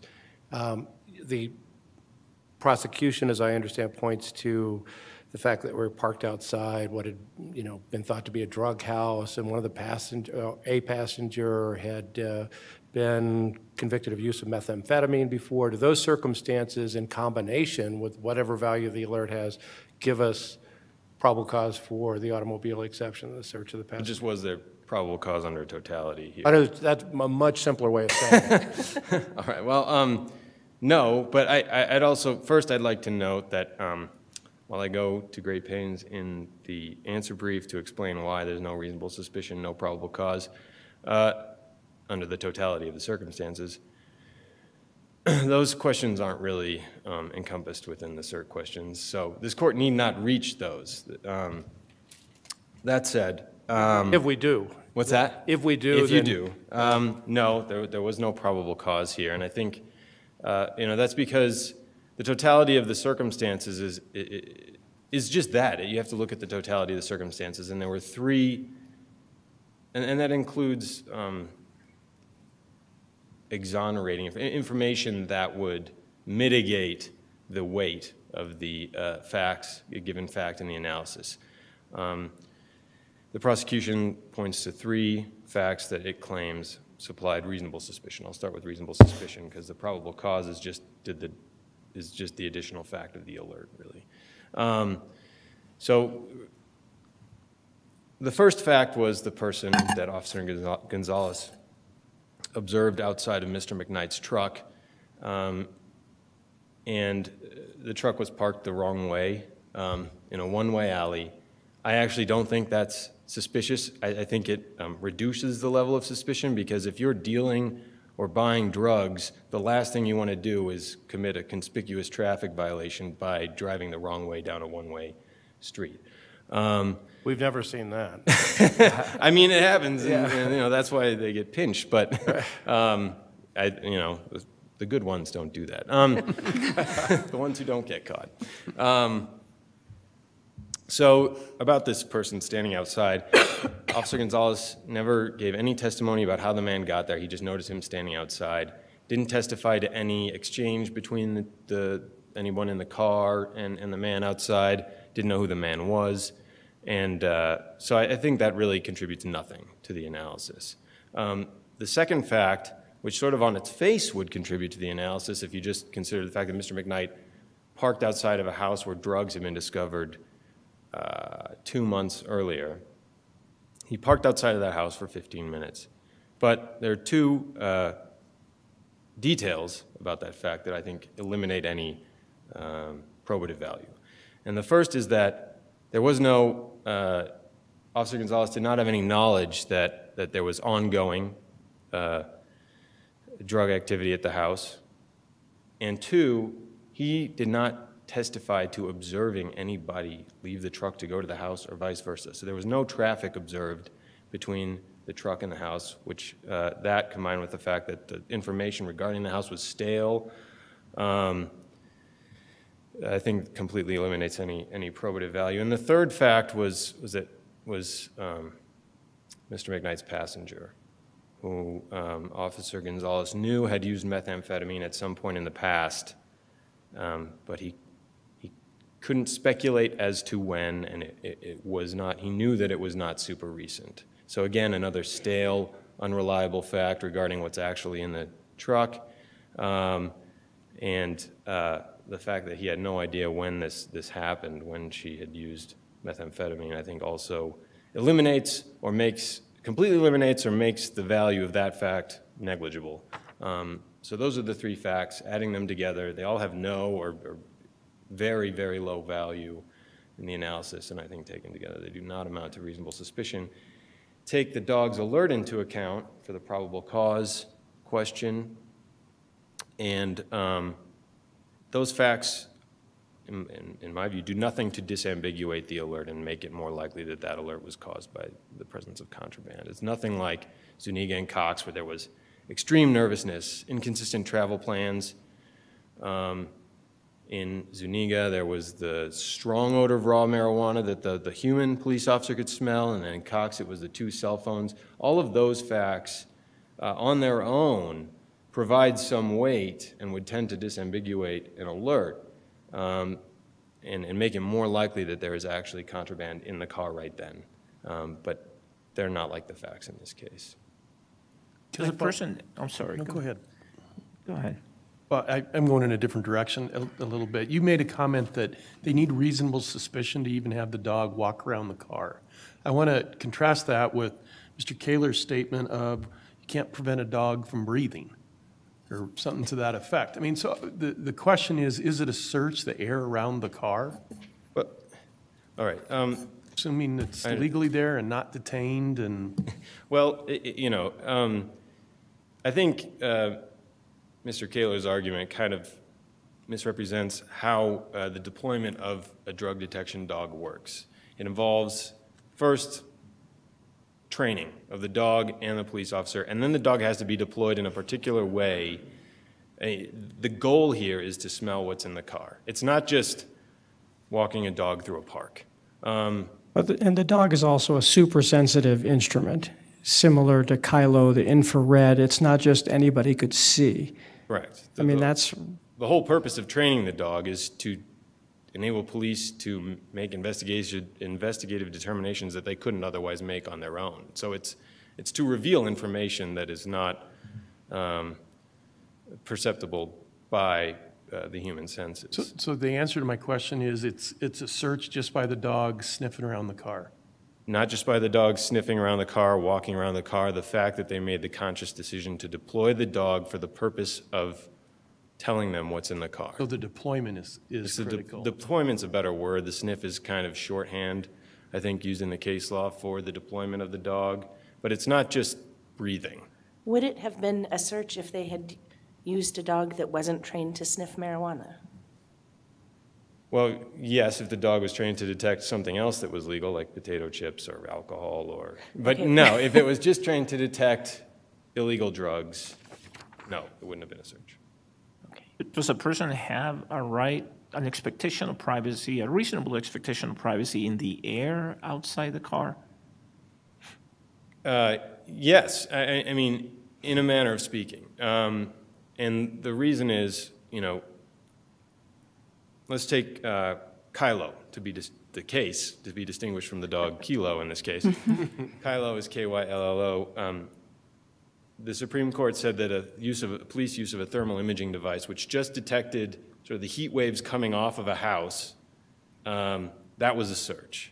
And so that was not something that was internal to the house, but it was based on something that's not really perceptible to people on their own unless they use some special instrument. And then they used that information to make inferences about what was going on in the house. And so it's the same thing with smells that are not detectable by people. That is something that's outside of this private space. But if a person can't detect it, the use of a dog to detect it so that the human officers can make inferences about what's going on in the car, that's a search. Does that make sense? I think I understand your argument. So you think a reasonable person would be expected to figure out how, to keep a smell just strong enough that it might be detected by a trained dog, but not by a human being? Well, I don't know. I don't want to assume that your honors don't have a lot of experience with marijuana, but in case you don't, it's the way it's sold in dispensaries is in these containers, and you can't really smell it outside of the container, even if it's sitting on the table right here. The argument that, marijuana has a smell that's so pungent, anyone can detect it. Well, if that were the case, police would never have needed to train dogs to detect marijuana. It's just not true that the smell is so strong and so distinctive that that there can't possibly be a reasonable expectation of privacy in possessing it. Also, on the same line, I want to talk about quantities. Some of the language in the case law is, an ounce is a small amount of marijuana. That's just not true for one person. An ounce of marijuana for one person is quite a bit of marijuana. I was reading a website that explained that with an ounce of marijuana, you can roll 40 and a half joints that are the size of a regular cigarette. that sounds like a lot of joints. So I think, you know, the right here is not as limited or as narrow as the prosecution would have you believe.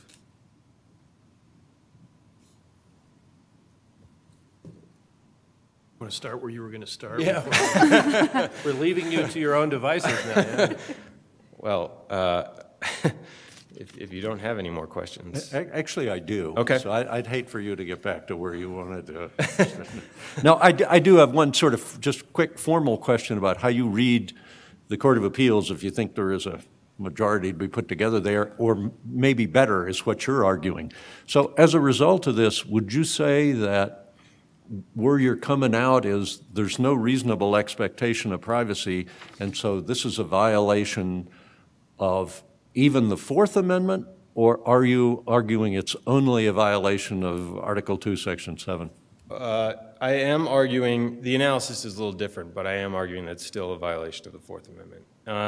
And the analysis has to be different because of something the Supreme Court said in a case called Greenwood, where they said that that basically expectations of privacy created or sort of legitimized by state law are not, it's not the end of the inquiry, because the question is whether American society as a whole is prepared to consider the expectation of privacy as reasonable. And so my Fourth Amendment argument is limited to the expectation of privacy vis-a-vis state and local law enforcement. It doesn't apply to federal actors, and whether there is a reasonable expectation of privacy in state legal marijuana vis-a-vis state and local actors. And I think there is. I don't think it's like the trash situation put out for pickup in Greenwood, just because looking at some of the legislative acts from Congress, mainly them prohibiting the Department of Justice from using federal funds to interfere with states that have legalized medical marijuana. And that's just medical marijuana, but I've got more facts that I rely on. There's also the Cole memo, which was in effect at the time. It has been rescinded, but the government hasn't taken any actions based on that, as far as I can tell. But the Cole memo told federal law enforcement that they couldn't or they shouldn't interfere with states that had legalized and are regulating marijuana. So that was in effect at the time of this search. That's why I think that that's relevant here. There have been an increasing number of states, it's almost a cascade, legalizing marijuana for medical purposes and recreational purposes. And I cited to some polls, which I think, you know, other than laws themselves, I can't really think of any better indication of sort of the beliefs and attitudes of American society than polls. So a majority of Americans favored marijuana legalization in 2015, even more do now, and even in 2015, a vast majority, one poll said 59%, believe the federal government should not enforce federal marijuana laws in states that had legalized it. So I think all these facts taken together kind of show that American society is prepared to consider reasonable the expectation of privacy in state legal marijuana vis-a-vis only in relation to state and local law enforcement. Maybe if I could real quickly follow up, sort of in a formal sense here. So if we were to adopt your argument and decide the case in the way you've just argued, that would be an illegal search under the Fourth Amendment, subject to review by the United States Supreme Court. Is that? Yeah. I believe it would. I don't think the court needs to reach the Fourth Amendment, though, because I think the case is rather neatly and easily resolved under Article 2, Section 7. Okay, so you'd argue those as alternatives? Yes. You think there is a separate and adequate state ground? Yes. Okay. Yes, I do. Can I just flip the question that I asked your opponent to you? We've been talking about reasonable expectation of privacy, and I'm still focused on the word contraband. Mm-hmm. You would concede that, I would imagine you would concede, that even possession of a lawful amount of marijuana under Colorado law would still be deemed contraband under federal law. Yes. Okay, so how does that then impact Esparza and the analysis about whether a sniff is a search? If, in fact, when the dog is in a place where he's allowed to be and is deployed, he is detecting contraband? Well, I think the analysis might be different if we didn't have the notwithstanding any provision of law language in Article 18, Section 16. But we have that. And so that says that notwithstanding federal law, the possession of marijuana by persons 21 and older when it's an ounce or less is not unlawful under Colorado law. And now Article 2, Section 7 is a provision of Colorado law that must be interpreted in harmony with Article 18, Section 16. And so that, notwithstanding any other provision of law language, prohibits, it renders irrelevant the federal, the fact that marijuana is contraband under federal law for purposes of analysis under Article 2, Section 7.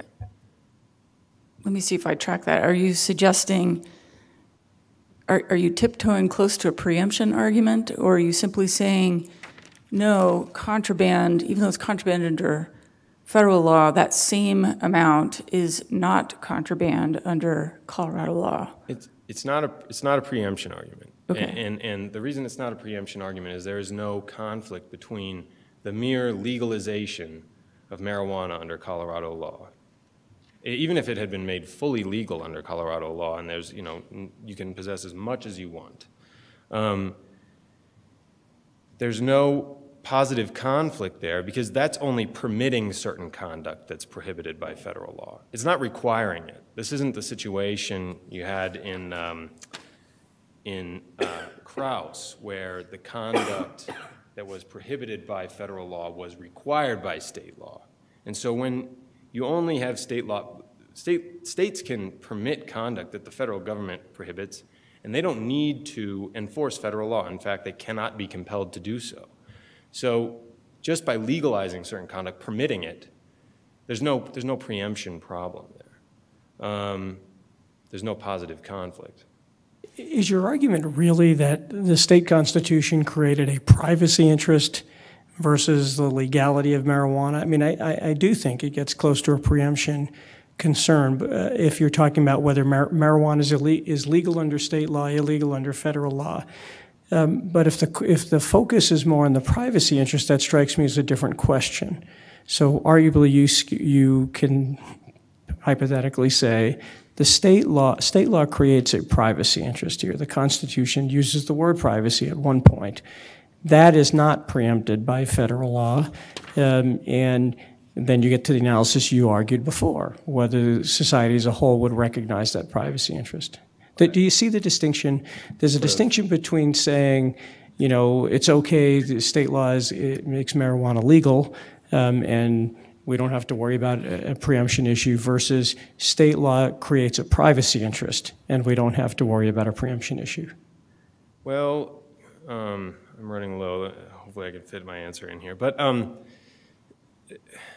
I don't think it just creates a privacy interest because it forbids state prosecutions for the marijuana possession. So it legalizes it under state law, and it creates this reasonable expectation of privacy under state law. But it doesn't purport to supersede federal law. In fact, there is subsection 8 says that Article 18, Section 16, the provisions therein, supersede all state and local laws, but they don't say they supersede federal laws. And I think the understanding has always been that federal law, the feds can ban marijuana, and they can enforce that. But Colorado does not need to do that, and it doesn't need to enforce the federal ban. And so that's what's happening here. That's what Article 18, Section 16 does. It says as far as possible, as far as state law allows, this is legal. All right, so you're essentially adopting Judge Berger's position here that state law has chosen we're not going to enforce the federal ban, therefore there's a privacy interest. Yeah, and I think he adopted my position. Fair. I'll let him know. All right. Other questions? I ask the court to affirm. Thank you very much. Okay, let's leap back to federal versus state. From the brief, my example, two officers standing side by side. One's a state officer, one's a federal officer. To make it even more complicated, my understanding is that with drug task forces, states pay for the state officer's salary, but the federal government pays for overtime. Two officers standing side by side, could there be an expectation of privacy in contraband that society would be willing to consider reasonable? Maybe extending a little bit farther, let's talk about Fuentes Espinosa and human smuggling. Court recently held that federal law prohibited or knocked out Colorado's human smuggling law. If a state officer stopped a van, reasonably saw that it was full of people being smuggled, would he be able to act or she be able to act? Or would the officer be required to avert his or her glance from what was appearing in front of him?